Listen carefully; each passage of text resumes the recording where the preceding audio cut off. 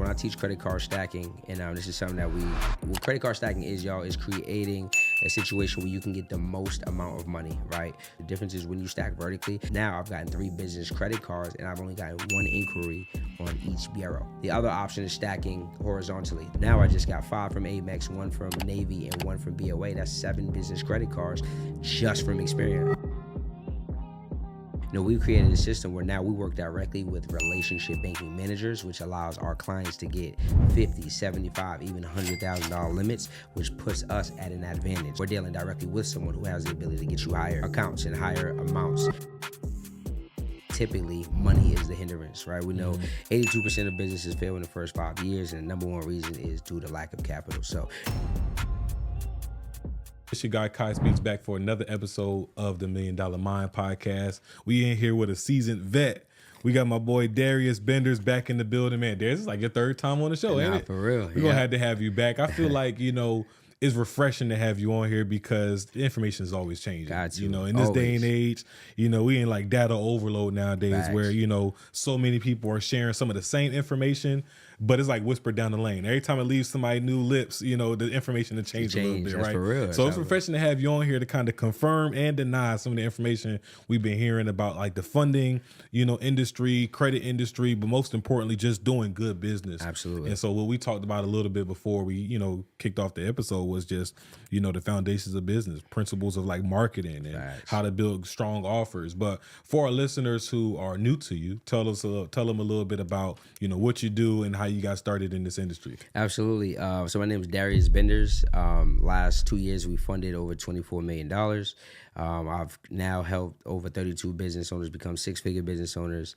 And essentially, I help people leverage capital to be able to start, grow, and scale their businesses, because I know that the number one thing that most people are missing foundationally, like we talked about, is the ability to go out and do the things that they want to do. And typically, money is the hindrance, right? We know 82% of businesses fail in the first 5 years, and the number one reason is due to lack of capital. So the reason I'm so passionate about, teaching it, doing it, and talking about it is because I know it was the thing that changed my lives. So now we help others do the same. And that's real, because like the money being the hindrance is like the number one way why it takes people so long to scale. Absolutely. Because once you realize like some things that you really need, it already takes a lot of energy as a business owner to figure out what you need to do, right? to once you get that idea, like, oh, this is what I should have been doing this whole time to scale this business. Yeah. But it can be deflating once you get that idea, and then you can't move on it because that idea may cost you $1,500, $2,500, and you may have to work up to that because you only got $500 saved that you can use for the business, right? Exactly. And so that's the problem that a lot of us face, as new business owners. And I think it's huge being in a position to where you start focusing on, building up a credit profile, being able to, make yourself attractive as a business owner, to these banks and other companies for funding, to where now when you have that play, you can run it right away and not have to wait. So, you've been learning a lot of things over the last few years about just the foundations of business. Tell us a little bit about like how even in your business it has evolved over these last 3-4 years. Absolutely. So the name of the game is leverage, right?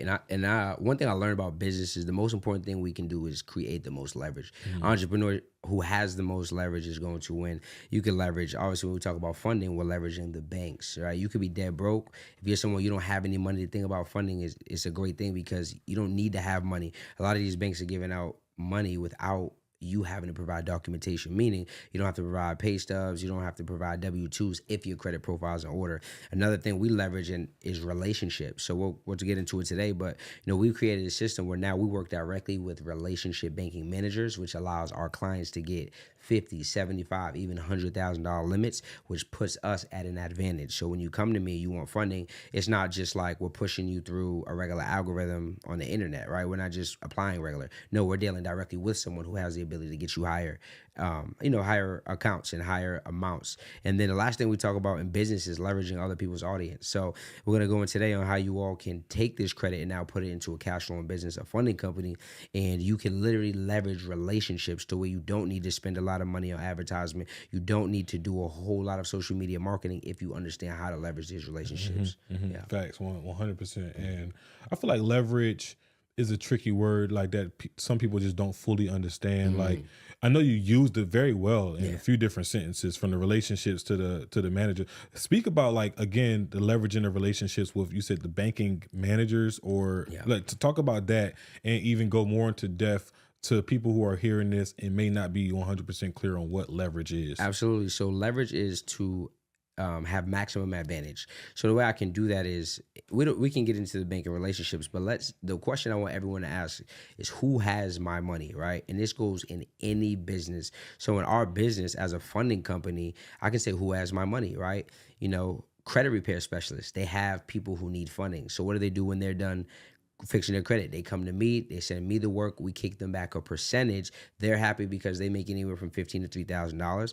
I'm happy because I get to make anywhere from $7,000 all the way up to $20,000 by getting them funding, and I did not have to pay for that lead. I didn't have to go find that lead. I just built a relationship. Another way you could build a relationship is through realtors. Guess what? Realtors are getting people approved for houses. What do they need when they get houses? Typically, they want either their credit in position, or they want money to put into the house. Money they want to do a fix and flip. Maybe they want to renovate, whatever it may be. These people have my money. Tax brokers, the same thing. Coaches and consultants, the same thing. They all have programs where they help people accomplish a goal. But what do we all need, as we just said? More money. So I add value to those people, and then I pay them a percentage back based on what I get their clients or their people funding. When it comes to banking relationships, we talk about how you can build relationships with these people, because most people don't know that the banks actually want to give out money. A lot of us, we were taught, oh, don't ask the bankers questions, don't do that, they're against you. No, the bankers make money off of you getting approved for funding. They're counting on you not being able to pay the interest or going a lot in bad debt, which we know that that's not the case, but because we teach people how to leverage data to create income, right? So a couple ways you all can go build relationships with these bankers. First thing is go into a branch, and you can ask one to speak to a relationship banking manager. Once you speak to that person, what you want to do is ask them a few questions. Say, hey, I work with people who are looking to grow their businesses, and most of them are looking for capital. All right. Most of them have good credit. You want to make sure that the people you're sending this person obviously have good credit. All right. We can break down what that looks like. Once they let you know if they do, you want to ask, do they work closely or directly with underwriting? The reason you want to ask is because this is going to let you know if they're a real player and someone who's going to be able to actually help you push applications through and actually get people higher limits. All right. Then another thing you can ask them is, do you all work with people nationwide or only local?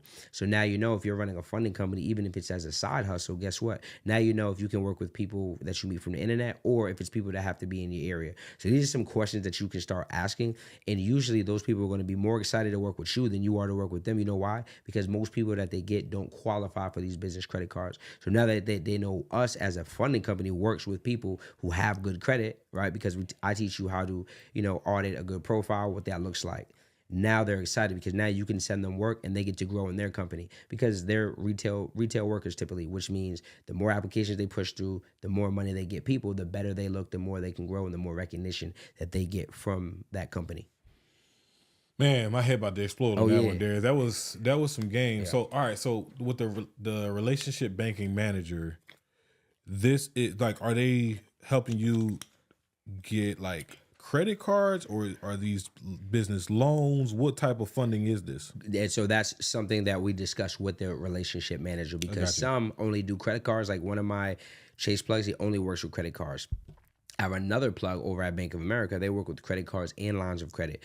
Business lines of credit, typically your business needs to be in business for 2 years or more. Yeah. So that's typically one of the differences between a credit card and a line of credit. So it really depends on the relationship banking manager. These are all questions that I teach you in depth how to ask and what positioning, so that you can know exactly what you're working with, who's going to be the most beneficial to you. The way it works is typically once you build that rapport, they'll be able to push your clients through via DocuSign. So when you go on a website, let's say you go to chase.com, you apply regular, you just go through an algorithm. They looked at your credit, they looked at your time in business, they make a decision. When you go through a relationship manager, what I do is I CC my client in with my relationship banking manager, and then from there, the banker takes over. They talk directly with my client, and then they have them sign off something via DocuSign, and they push the application through manually. So, and it has a note saying this is directly from them. So now we go into a different algorithm where they underwriting can make the decision. And that's how when you see people out here getting $50, $75, $100,000 limits, that's how they're doing it. Yeah. So the banking manager is not necessarily like the underwriter, but they're the person who can kind of be able to pull the strings and kind of advocate. This is like a person that is in the bank that can kind of advocate for Push you. directly work with underwriting. Right. Exactly. Right. So that's why you want to know if they work with the underwriter or Exactly. because if they don't, then does that mean you need to find somebody else? Yeah, it means they could be. It's like they're not that person. Yeah, so you probably want to find someone else. Because they still new. Or, or they don't got that much pull yet. Yeah, I got they might you. be able to do some things for you, but you want someone who can directly work closely with underwriting because that's how you're going to get those manual approvals. The most important thing is making sure you ask them, can you push my clients through manually? All right, because that lets them know that I'm not just going into a regular algorithm like everyone else who's applying online. Got you. Okay, yes. Got you. Because the algorithm online is obviously way different than somebody 100%. Totally different. Got you. I didn't hear you reference like business loans. Like, so what are the difference? But like, do you not prefer to use business loans over like lines of credits and credit cards when it comes to new businesses? Yeah. So my order is this. Because I want you to be, my saying is fund responsibly. So typically business loans have higher interest rates, right? Yeah. The thing with business credit cards is typically about 80% of lenders have a 0% interest business credit card, which means let's say you're starting a podcast. Now, if I go get you $100,000, right? Now you have the ability to go out, get the mics, get the setup, get the camera, get the cool logo, start your LLC. You get to do all these things. And now you have a year. Let's say we go to Chase, 0%, 12 months. Now you got a year before you have to start paying any interest. In the meantime, the only thing you have to do is pay a 1% minimum monthly. So let's say on $50,000, that's only $500 a month that you have to pay. Nobody's mad at paying $500 on $50,000 if you max out that card, right? Because your percentage that you pay back, the 1% is based on what you use. Yeah. So that's why I love 0% interest business credit cards.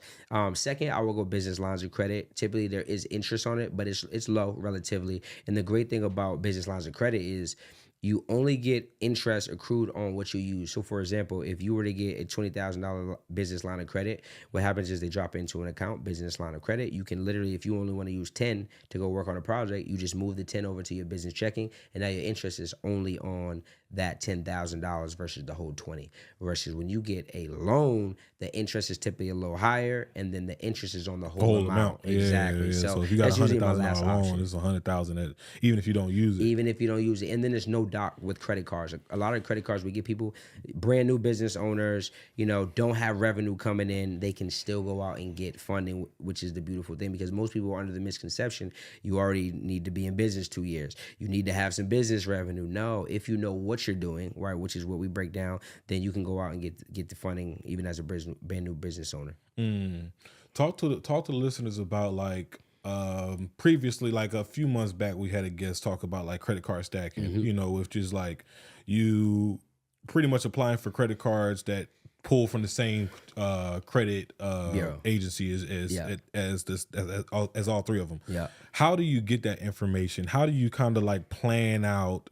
Because I'm assuming that's something that you practice as well. Oh, yeah. How do you plan that process out to make sure that, you are kind of playing it to the best way possible and not messing yourself up by, taking on too many inquiries at one time? Yeah, no, absolutely.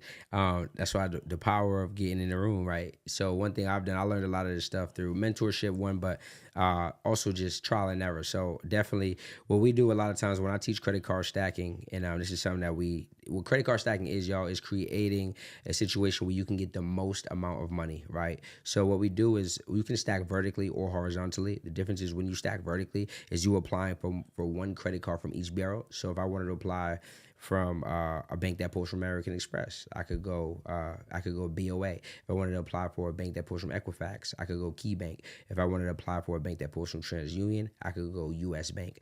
Now I've gotten 3 business credit cards, and I've only gotten 1 inquiry on each bureau, right? Because that inquiry, when I applied for BOA, they only pulled from Experian. So now what we can do is we can go 3 more cards, 1 more from Experian, 1 from Equifax, 1 from TransUnion, and then we can do the same thing. The other option is stacking horizontally. That's where we go apply for all Experians, all TransUnions, then all Equifaxes. So for example, if I want to do a full funding sequence, I could go do American Express. They're going to pull from Experian. You can get up to 5 business credit cards with just 1 inquiry. You can go Navy Fed, because on the business side, they do pull from Experian, and then we talked about BOA. Now I just got 5 from AB, Amex, one from Navy, and one from BOA. That's 7 business credit cards just from Experian. But guess what? That's going to give me 3 inquiries, and now I can go to the next barrel, right? I can go from Elon Financial Banks, Elon, ELAN. Every state has Elon Financial Banks. There's just smaller banks that are powered by a third-party company called Elon. Typically 0% interest, 12 months out the gate. 0% interest also for 18 months. They have a business credit card, and they all look synonymous. You can come out, get $15,000 to $25,000. Then we talk about U.S. Bank and we talk about Univest. So now I just got 3 more business credit cards that only pulled from TransUnion. And then you can go Equifax, you can go KeyBank, you can go Truist, and then you can go Citizens Bank. Right, so just like that, we've gotten 7 plus 3 plus 3. We're talking about 13 business credit cards. That's the vertical or that's the horizontal? That would be horizontal. The horizontal sound more advantageous than the vertical because when you listed the vertical, that was like you really getting 3 because you went like 1 Equifax, 1 TransUnion, 1. No, you're getting one on each bureau because remember the Equifax is only going to see the Equifax one. The TransUnion is only going to see the TransUnion one. So now I have 1 on all 3 bureaus. So now I can go to the next set of 3 and then the next set of 3. So it's the same exact thing. It's just doing it 2 different ways. Got you. So, all right. So another piece of advice we got that I want to confirm with you, right, is like setting up the computer, right? And you got like 3, maybe 5, 6 applications. They don't do none of that. We simply apply. That's that Instagram hack. Google stuff. All right, so that don't really work. Like if you hit submit at the same time. It's not that it doesn't work. It's that it doesn't make a difference. You can simply just apply for one credit card after the other. You're still going to get the inquiry. It's still going to work the same. I know back in the day, people used to teach, pull up all the tabs, go to the next. And hit submit at the same time, and they're not going to be able to see the last inquiry. It's the same thing. It don't really work like that? It doesn't really so work they'll still see the inquiry? They're still going to see the inquiry, yes. You're still going to get the same inquiries whether you're not. When we apply for American Express, what we do is we simply apply. You can go to Blue Cash, then you simply apply again. Blue Plus, you simply apply again. Gold, silver, platinum, back to back to back. It's still going to be only one inquiry. It's based on the rules of the bank. It's not based on you pulling up multiple tabs. People taught that because it's Instagram, right? At Bank of America, they'll allow you to get 3 business credit cards with 1 inquiry. So what happened was most people were saying, oh, you want to apply back to back?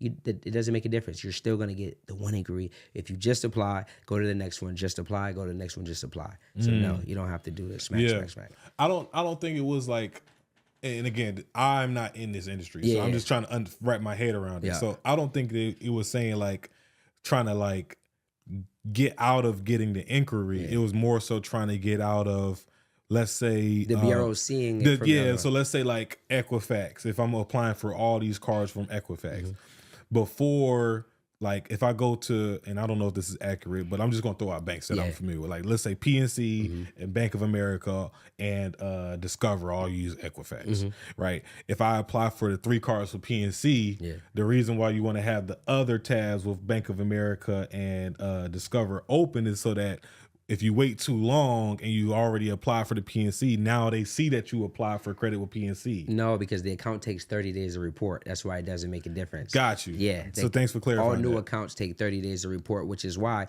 when you get business inquiries, when you get inquiries when applying for business credit cards, you can always remove them, right? You can always remove the inquiry. You know why? Because the account will never ever report to your personal. So because that, when we go dispute an inquiry, it doesn't affect us. The reason you don't really want to necessarily remove inquiries on the personal side is because, especially after 30 days, because now that account is reporting, when you go say, oh, I never applied for that account, guess what? The bureau says, okay, so you're reporting fraud. So now there's a chance that your account can be now closed, right? So that's the difference between business and personal when it comes to inquiries. Got you. But if it's a business card, you can get the inquiry removed off your personal. Exactly, because the account will never report to your personal. So they see you disputing the inquiry, but they're like, okay, there's no account there, so we just remove it. Yeah. Okay, that's some game too. And now that we removed all the inquiries, guess what? We can go get more funding. This is how you see people getting $500,000, $700 million in funding, because anytime we get those accounts, no business account should ever be reporting to your business name. That's why we love leverage. So like, let's say you go max out your business credit cards on your business. Guess what? As long as you're making your minimum payment, because we do still have to pay that, of course, right? We have to pay those people back. I want to be clear, but you have just a minimum payment. As long as you're making that, your DTI doesn't go out of whack. Your utilization doesn't go through the roof. Versus if you over leverage your personal credit, now we can shoot ourselves in the foot, right? Because now we have to worry about how do I pay that back, which we got plays for that as well. But it's just a little more work that you got to do. Yeah. Speaking of plays for that, one that I'm working on is, again, taking the business credit to just transfer all my personal debt to the business debt. Okay. So then kind of like wipes that clear. Good. That's good. So, okay, appreciate you for clearing that up. So it makes a lot of sense. You don't have to do it all in the same hour. No. Just as long as you do it in the same day, maybe same 2 days. I say same 3-4 days. Get all your approvals in. Okay. Yep. All right. Got you. Transitioning a little bit. So now we passed the leverage part.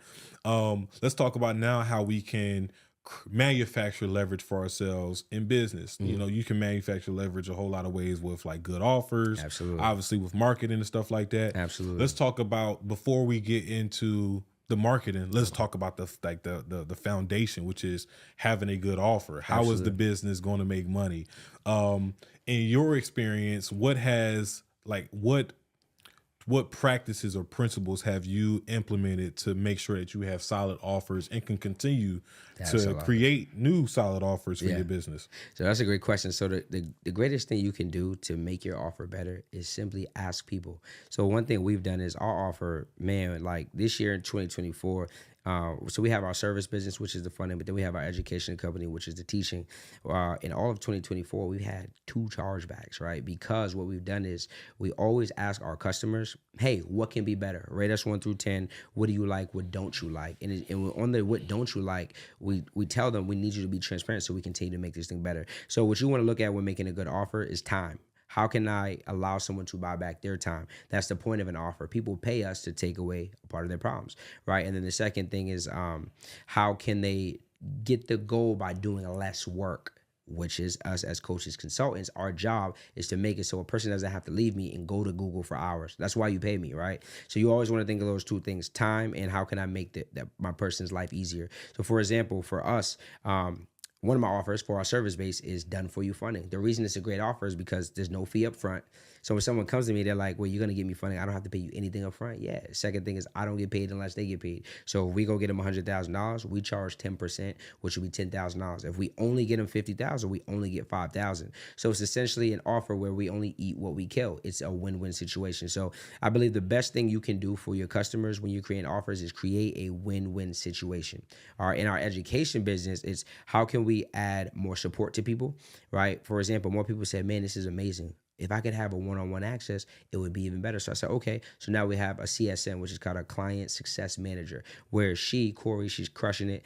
She's been through our program. She's a vet. And now she meets with everyone who's in our program for one-on-one. So now they get those touch points outside of the calls and mastermind calls with me.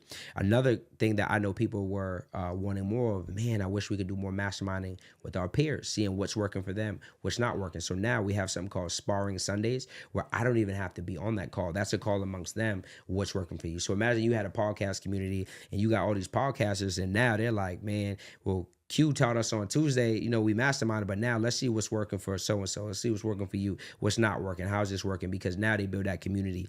And what this does is it allows them to build confidence. One of the biggest things I learned about the coaching space, we think that we're selling information, but we're actually selling confidence.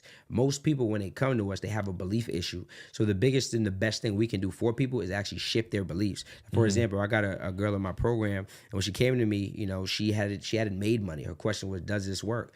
Last month, she did $28,000. And she says she's so thankful because she had never been in an environment where she saw so many people who look like us being successful. So just seeing that for her, let her know, oh, shoot, I can go out and do this myself. And we meet every week, whether it's the mastermind calls with me, with each other, or with our team.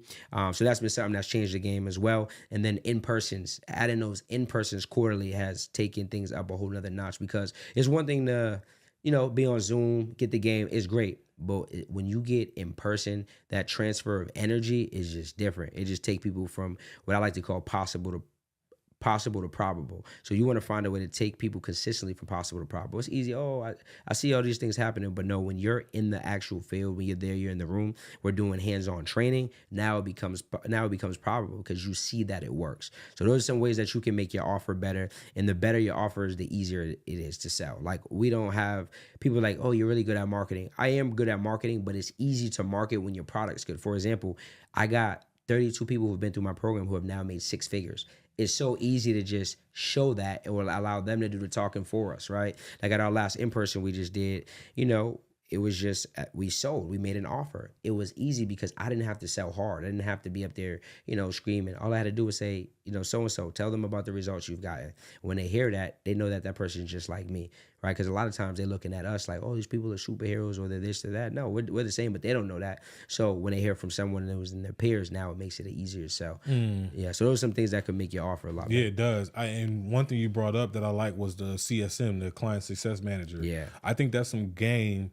And automatically, it kind of just brought me back to like the traditional account manager, right? Like, is that a new solution now? That especially if you have a service-based business and you have tens to 20 to hundreds of clients that you're servicing on a monthly basis, having account manager or managers to service and just kind of check up and maintenance each of these clients. It's everything. Like, people don't realize how important customer service is. Like, I was Russell Brunson, owner of ClickFunnels. I seen like his sheet of like the positions hired in each department, and everyone was like a couple, but then when it came to customer service, it was like 50 people, because the better the customer service, the easier it is to sell more. For example, most people don't make enough offers, right? Most people don't have the ability to make more offers because they haven't served their customers at a high level, at the ground-based level. Yeah. About a third of my inner circle, which is my $25,000 offer, they come from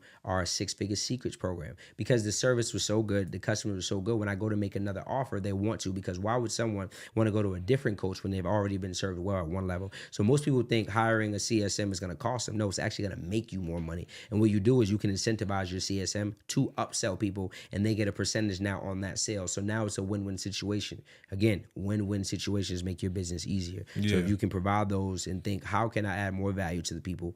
Then guess what? You are in good hands. So rather than having an irresistible offer is very important, but making more offers is very important. Most people sell a person one thing one time and they think, well, that's it, I need new customers. No, you don't. Your best money is from people who've already bought from you, if your product is good.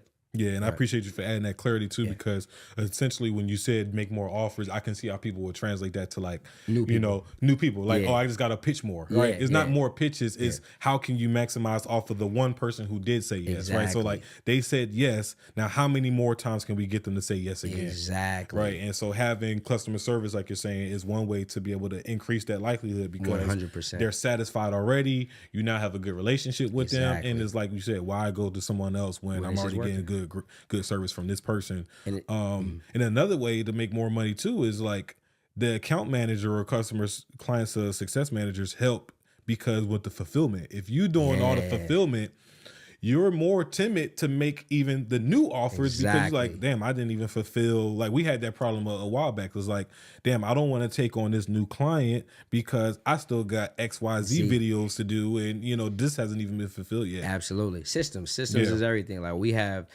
our team, I'm not gonna lie, we've done a good job this year. We have A players across the board. We have 5 virtual assistants. Our operations manager is on point. Our CSM is on point. And when you have these touch points, it makes it so much easier. Most people are working in their business when you want to be working on the business, right? So you want to be the person who uses your imagination, right? The highest form of wealth ladder is implementation is the lowest, unification second, which means putting things together. Third is going to be communication. So you want to be the person who communicates what people need to do. And then the highest level is imagination. We get paid to use our imagination, bring ideas to life, and put people in position to fulfill those ideas. So if you can do that in any business, you will make more money than you know what to do. Yeah. And obviously, this isn't like, it's all good and it sounds good and all, but it's not cheap, right? It's not, and it's not cheap either. Like, you already shouted out her name, but I mean, not to get in her business, but how much on average are you paying like a client success manager or an account manager? Yeah, I play Anywhere from, you can start off base anywhere from 1,500 to 2,000. Yeah, that could be a base plus incentives. So if there are incentives, like for example, 5% on an upsell, if she sells one of our $25,000, And that's per month or per like? yeah, that's per month. Got you. Yep, per month base, right? So $2,000 base per month plus incentives. So if they upsell people on a $20,000 offer and they're getting 5%, now you're looking at 15. Would it be 1,500? Per deal. Yeah, per deal. 1,000. Yep, 1,000 to 1,500 per deal, right? And then So if you do 3 of those, then that's another 3,000. Exactly. And then that's 3,000 plus the 2,000. And then we have incentives for performance. So we have a grade performance. 1 to 5, you get your base. 5 to 10, you now get an extra $500 base. So there's so much incentives, and you want to create situations again that are win-win. So if they're doing what they need to do, like as our program goes, her base goes up, right? Because there's more people that she has to now work with and fulfill and make sure she's loving and caring on them. Because you want to think of it like this: the more you love on people, the easier it is to make money, right? Most people, they use the money to get the money. We use the money to get the people, right? So what you want to do is figure, how can I love on these people more? Because loving on them more is going to bring more money, right? Mm-hmm. Most people are just kind of doing it backwards. So you want to create win-win situations, and you'll always be good. Yeah. Is Corey here, or is she overseas? Yeah, she's no, she's not overseas. She's in Corey lives in North Carolina. Okay. Yeah. Okay. I wanted to ask that because that's like my next transition too, because at one point we did reach a trend. Okay. Where like in business everyone was, it was all about, like you said, like the how can we keep most of our money, and a way that people have identified that was we was going straight VAs. Yeah. And so like, what are the pros and cons in that you have seen in your business specifically? Like, because I could see how it would be hard with funding, like with the pros and cons of using VAs versus using somebody that's over here and kind of understands what's going on a little bit differently. Yeah. So I'll say use VAs for certain tasks, right? Like, for example, our VAs, they do our onboarding calls because those are simple. Our onboarding calls, scripted. You show them the school platform. You show them where to find the course. You show them where to find our group. You show them the schedule. Those are simple. When it comes to client success manager, you probably want that to be someone here in America, and you want that to someone to be who has a baseline, at least a foundation of what you do, because they actually have to be able to show these people, what a credit profile looks like. Like, we do a credit profile audit. As soon as you come in my program, you sign up, you get a credit profile audit. Corey's going to look at your profile, see what's happening, what's working, where you're at, and then give you a game plan, right? So that takes a little more, I guess, intuitiveness. So you're going to want that to be you're probably someone here based in America. Operations manager can be either or. Mine, Susie, she's amazing. She changed our whole business around. She's based out in Spain, and she oversees all of our VAs. She oversees all of the business, essentially. She's damn near a COO. So what I do is I bring things to light. I think of things and she brings them to life, right? So that it can be costly if they're in America, but she makes good money, but nothing that's like killing me, right? Yeah, I mean, it's not killing you because it's a return. It's a return. It makes our business more money. Exactly. Yeah, that's good. That's good. When would you advise a business owner, like, make that the goal to get? Because I see so many instances where it's beneficial to have a COO. Yeah. Especially if your strengths are more so as the innovator. Exactly. You're going to need an integrator. 100%. Right. So, and not everyone is wired to be an integrator. Yes. And that's where we fall short, is because we're trying to be both the innovator and the integrator. Exactly. And that's not our strong suit. So when is it beneficial for a business owner to start looking and trying to find it, really hire a management level employee? I would say as soon as you start making money. Here's the thing, right? What most people do is they get the money and they forget that the money is not their money, it's their business's money. So what happens is you shouldn't be worried about profits that you keep at first, right? Mm-hmm. You should be worried about reinvesting back into the business, into everything that makes the business run, so you can work on the business, not in the business. So first it might be a VA. Right? As soon as you make any money, go hire VAs so that they can start doing the tasks that you want. You don't want to do emails. You don't want to do text message. You don't want to check up on fulfillment. Get a VA to do those. As your business starts to make more money, now let's go get an operations manager who can now oversee the VAs as you're getting more volume, right? Don't worry about profit first. I didn't worry about profit till probably like 6 months into the business, all right, because at that point now the business was running smoothly and we had enough money to where after I felt like I could keep profits and the business could continue to run, all right, between hiring the right people and then marketing. All right, those are going to be your two biggest expenses. Marketing, you need to be like, I tell people this. If they don't know you, they can't flow you, right? You need to get in front of as much eyeballs as possible. There's podcasts, right? You can go podcasts, you can go shout out pages, you can go Facebook ads, you can go influencers, you can go micro influencers, you can go into other people's communities. That's a play that helps you directly make money. So one of the plays we teach my students as funding companies is reach out to people like yourself who have coaching programs, because all of you all have people who are looking to grow their business. So the way I tell them to do is, hey, how are you? I see you have a community, or I see you have a program. I would love to come teach your students funding, how to get access to funding to grow their businesses. You go in there, we get free value. I'm giving out how to build a profile. I'm giving out banks. I'm allowing them to get pre-qualified on these calls. So by the time that call is done, I've built their trust. Now I say, hey, how many of you all would like me to get you funding so that you can, now grow into whatever business you got going on? Now the people who qualify, if you got 20 people in your community, it might only be 3 or 4. Guess what? 3 or 4 though, times us getting them $100,000, now that's $30,000, $40,000 in commission. And the reason you're incentivized is because I kick you back 1.5 to 3% of the 10% that I'm charging. So now you get anywhere from $15,000 to $3,000 per person that I able to leverage from your community. So it's a win for you because your group now got a lot of value. Now they learned some stuff and you also made some money. And it's a win for me because I got to go into your community without having to spend any money and get qualified leads, right? Going back to leverage. So that's a marketing strategy that we use. But outside of that, you need to get in front of more eyeballs if you want to dominate. Most people just want to survive. No, I want you to thrive. I want you to dominate because the time we live in is the easiest time ever to dominate in any industry that you're in. It's eyeballs. Once you got a good product, it's just eyeballs. Yeah. That's just simply why social media hasn't gone anywhere because it's all about eyeballs. That's All literally about how people make their money is off the eyeballs. That's it. You said something that I wanted to touch back on, which is something that is extremely hard, in this day and age, which is you said don't take your profits. Don't take the profits because the profits aren't yours, it's the business. It's leverage. What you said. Absolutely. And to be real, Darius, that's hard for a lot of people. You know why? Yeah. Because most people is like we're so fast to leave that 9 to 5 or that day job to go into this business thing full time just to be able to scream that we're a full-time entrepreneur. Absolutely. And so now as a full-time entrepreneur that got bills to pay, how can you not take profits? Like how do you not take profits when profits are there? So what do you take? You take little. You take what you need. It's discipline, right? And if it was easy, everybody would do it. So you either gonna be disciplined or you're gonna work for somebody who's disciplined. So if you got profits, do what you need to do. If you got bills, you got to take care of those. Everything else should go back into the business. I ain't saying don't take none of the profits.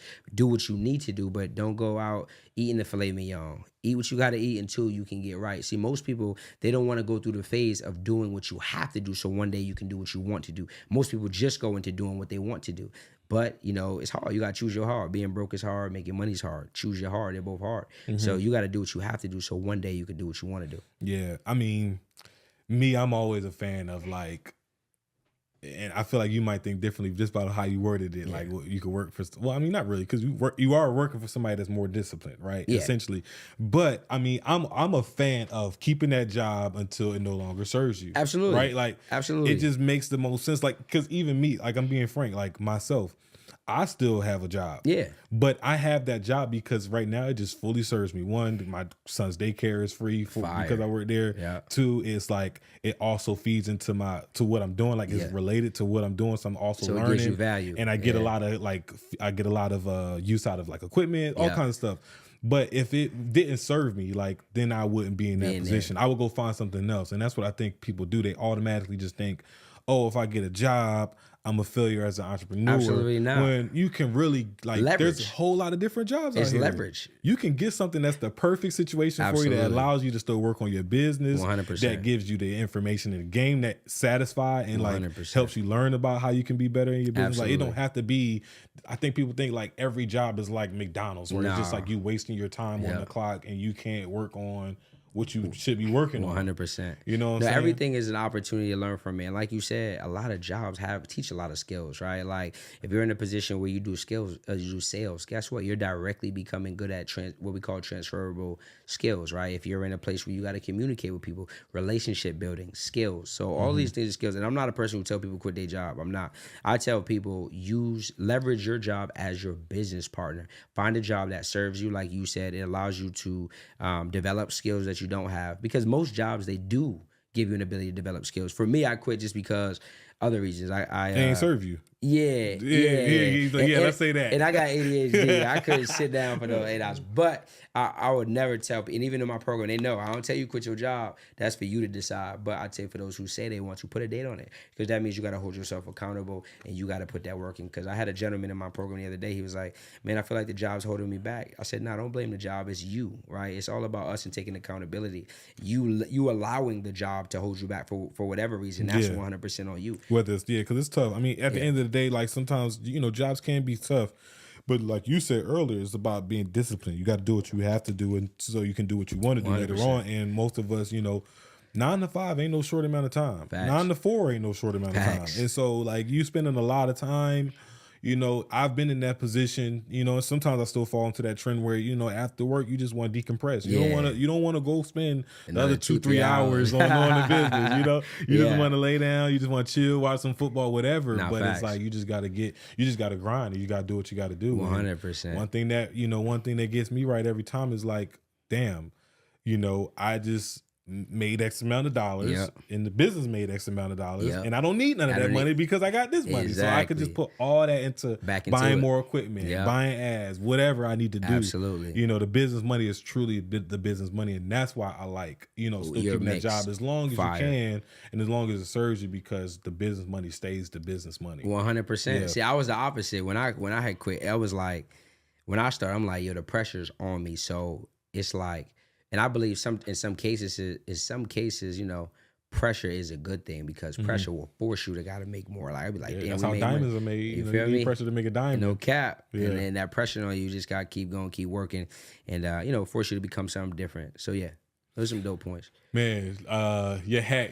I keep looking at your hat. It's dope, by the way. I don't know where you got it, but I need to get me one of those. If y'all can't see it, say "Business is War." Yeah. Shout out to my guy Kareem over at Pretty Ugly Media. That's my brother. And it's a statement, because it really is. Like, and when I'm first, let me ask you, "Business is War." What does that mean to you? Like, kind of like break that down and spin your own poetic spin to it. So in layman's terms, it's changed over the time. When he first started his brand, because we used to do, it's crazy. I used to do nightlife, and he had his brand, I had my brand. So when he used to rock it all the time, I thought business is war meant me versus you. And I'm like, all right, cool, because I'm competitive. Okay, right? all right. Right. Okay. But what I realized is business is war just means business is hard. Like, business, you're gonna go through trials and tribulations. Like, business is the work working on you first until you become the person that the work can start to work for, right? Because most people don't want to go through the war part. Most people don't want to go through the trials where people not liking your posts, people not supporting you, people not believing in you, but it's not their job to believe you, right? I believe it's your job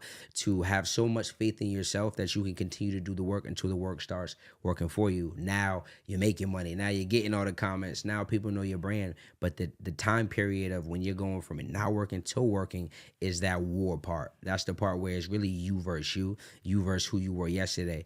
And I believe that is the key of what we see successful people versus non-successful people. Some people make a decision one time, they're not going to make it. Some people make a decision every single day to show up as their best selves and be who they need to be, again, so they can be in the position that they want to be in. Mm-hmm. So that's what business is war means to me. I like that. Yeah. I like that. That's a dope perception to have. Mm-hmm. For me, I would say it's something similar, but the first thing I'm emphasizing on that war part, right? Yeah. And like, when you look at like some of the greatest generals, to like Genghis Khan, and you got Alexander the Great, and you got these different military generals, it's all about what it all boiled down to is the strategy. Facts. Right? And like that's what I think like business is about. Strategy. It's like, how, because you're going to be having these different fleets coming at you from different angles, and you got to have it straight. Like some of them may be trying to come at nighttime, some trying to tear down the walls. Like, so you got life coming at you, you got bills coming at you, you got kids, whatever. Everything. And you just got to be able to like sit down in the tent, like go in the tent outside of all the noise and come up with a strategy that's going to get you to win that war. And you know, when I see that, I'm like, damn, that's hard, because like it really is a war, because you got to be strategic.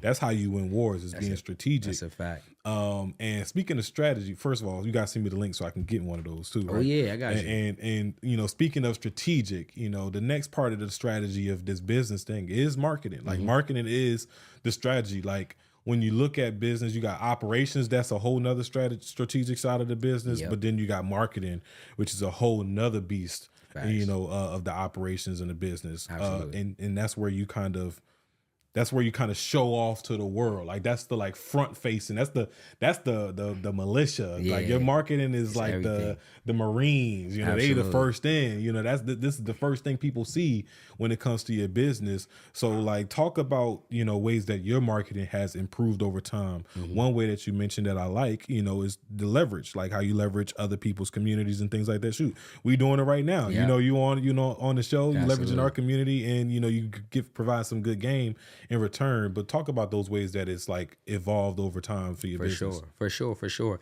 So for us, our foundation and the way we grew so fast was really just providing value. I believe the best marketing is what I call free sample marketing, right? You know how you go to the mall, you go to the kiosk, the food court, the Chinese place, they've been around for years, right?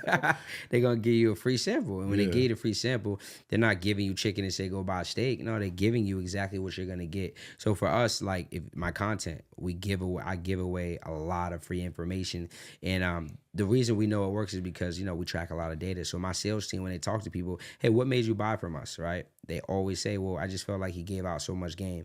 I just felt like, you know, he didn't just have Lambos on the screen or big chains. No, I felt like what he gave us, I know that he knows what he's talking about. So I tell you again, going back to loving on the people and the money will come.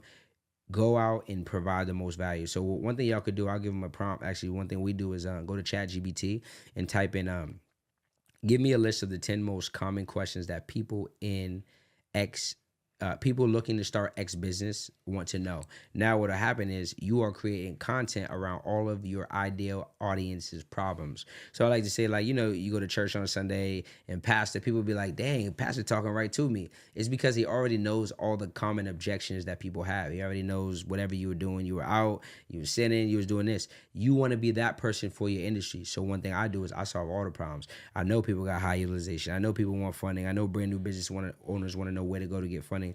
I know they want to know what to do with the funding, so I speak to those things. So that's been a huge part of our marketing strategy. And then one thing we do a great job of is retargeting. So I understand that it takes the average person anywhere from 5 to 15 times before they make a purchase. That's perfectly fine with me. Now that I know that, I can operate with clarity and understanding, okay, what do we do when people get in our pipeline, right? So like we run webinars. So I know that the person might come to a free class. Just because they came to a free class don't mean they're going to buy from me. They might need to go to 3.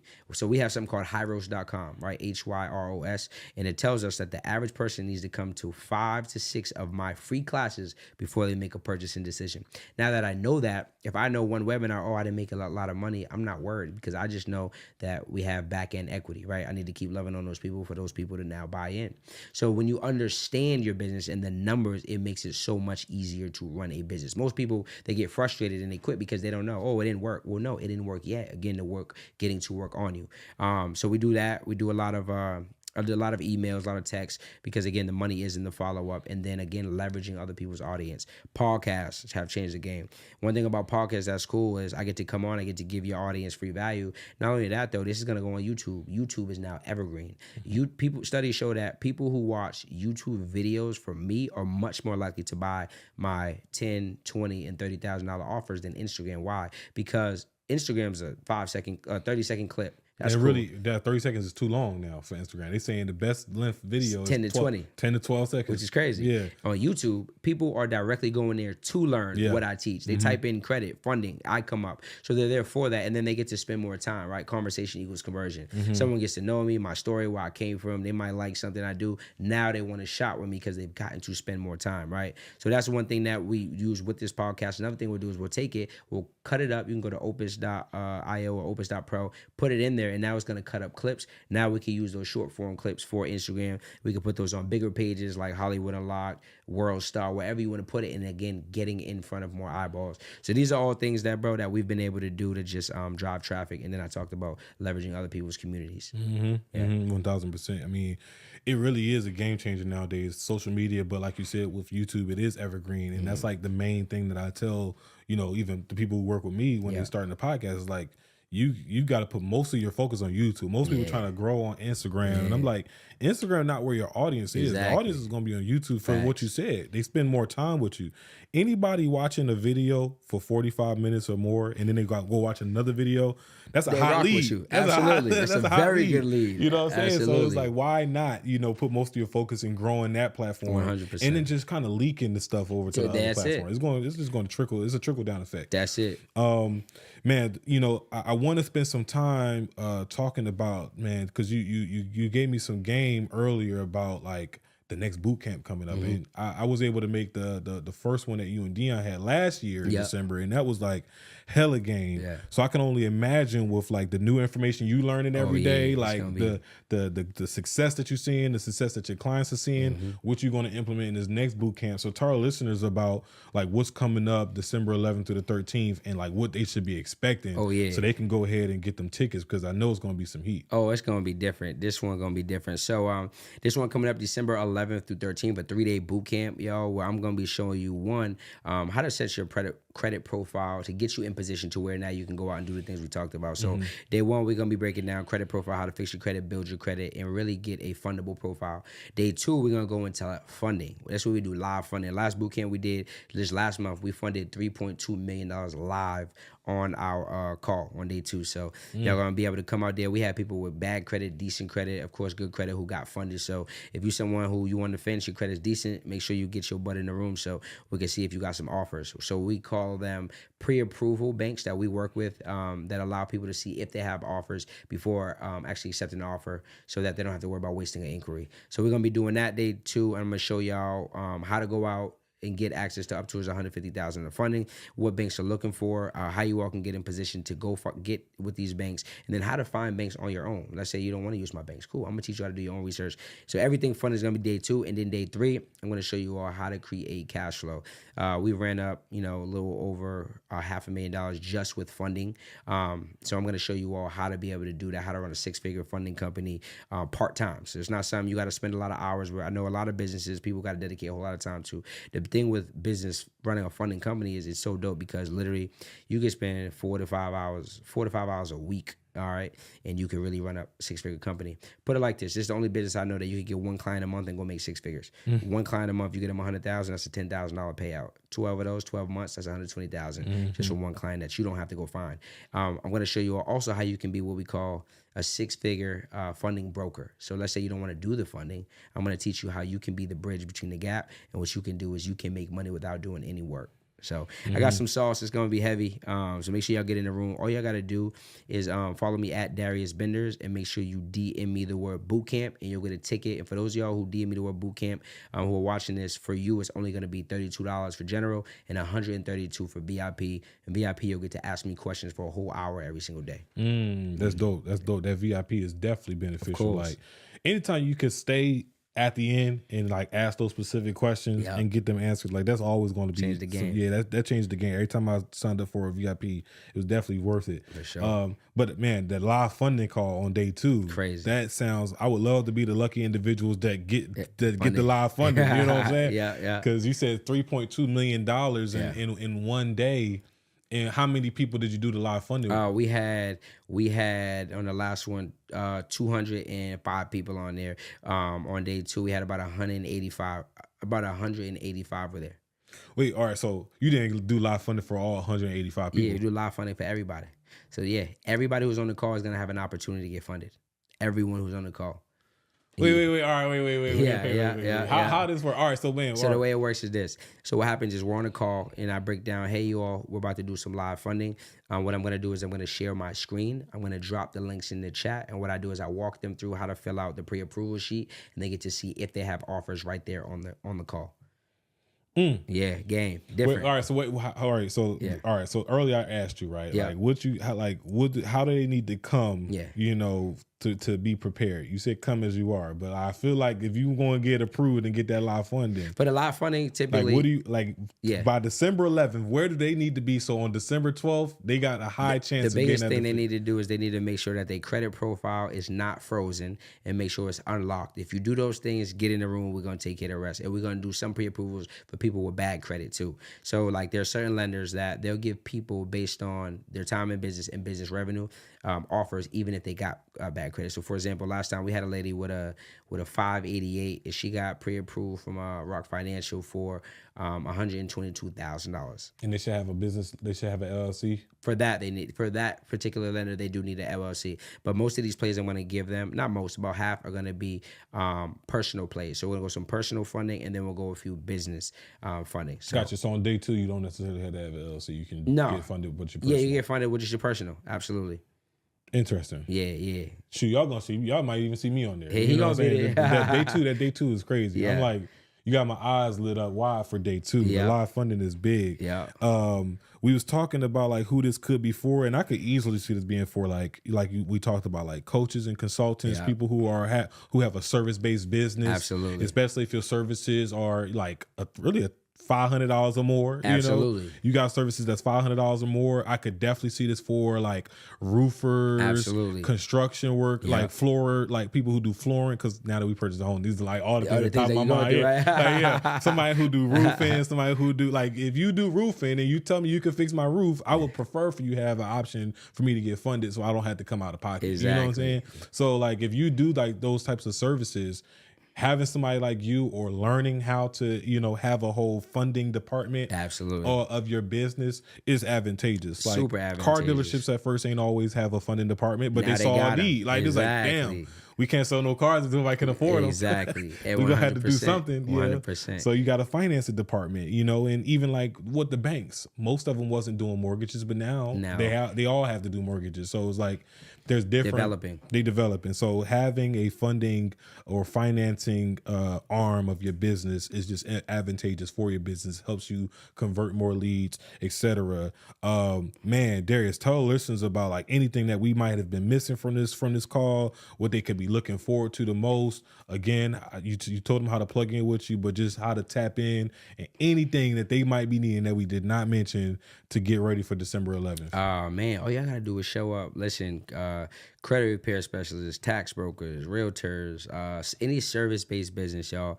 The key, I always say this. People say, if you want people to like you, go sell ice cream. I think that's a lie. I say, if you want people to like you, start a funding company. There's most people. That's how you get people to love you. That's people love me, right? People love me. I get people money. You change people's lives. There's no more impactful business than that, right? My big motto is fund responsibly. But I want you to imagine this. People always say, well, what if, it doesn't work? Well, imagine a life where you never get to go out and bet on yourself. That's what it's like when you don't have leverage. That's what it's like when you don't have capital. You touched base on it earlier. People get so discouraged because they come up with these great ideas. They put in the work, then they run into the same wall, right? And my biggest saying is, if you want the outcome to change, the inputs have to change. So if you've been doing something and it hasn't been working, the only way for that to change is if your actions change. So keep doing this. To continue to do the same thing that has not been working is insanity. So I challenge everyone going into this new year to make sure that you do something different so you can get a different result. And December 11th is going to be the start of a lot of people's new lives. So make sure y'all tap in, man. I'm super excited to coach the people, to love on the people, and to help the people.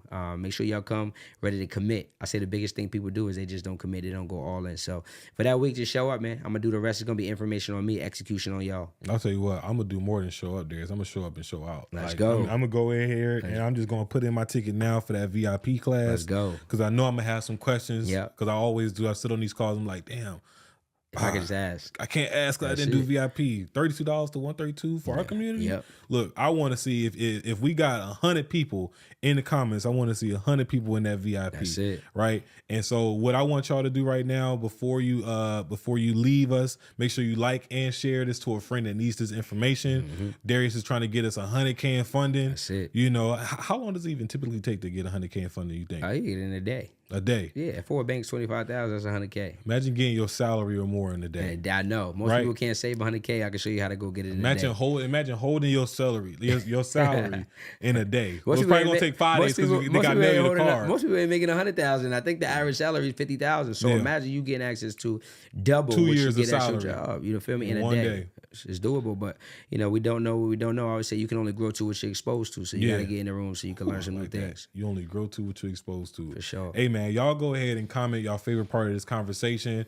I'm gonna make sure that we drop that link to the 3-day boot camp in the description as well. So y'all go ahead, look at the description for that link, and I want to see y'all on that call December 11th to December 13th. Yes, sir. Make sure y'all go follow Darius at Darius Benders on Instagram, all platforms. Yes, sir. I'm gonna make sure his YouTube channel's on there as well, so y'all can get that extra game. Yes, sir. But I mean, other than that, Darius, it's been a pleasure having you on the show. I appreciate you. I love Always having you on here, man. You always give us a good game. My God. I'm gonna see you December 11th. Yes, sir. And to our listeners, make sure y'all tap in, share, like, subscribe, do all the things. Make sure you get in this game. I'm your guy, Kai Speaks. You just heard from Darius Benders. We out.